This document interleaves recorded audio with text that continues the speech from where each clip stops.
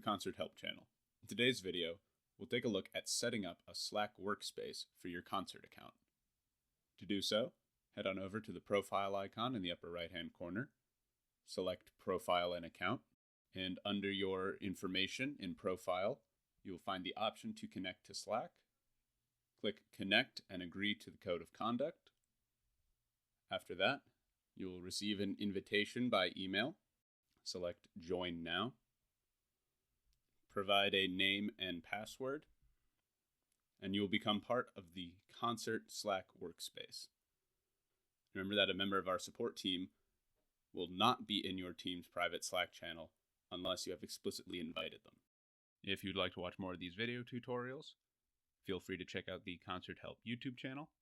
Alternatively, you can visit the Concert Help site, which features these videos and articles which cover similar topics, often in greater depth.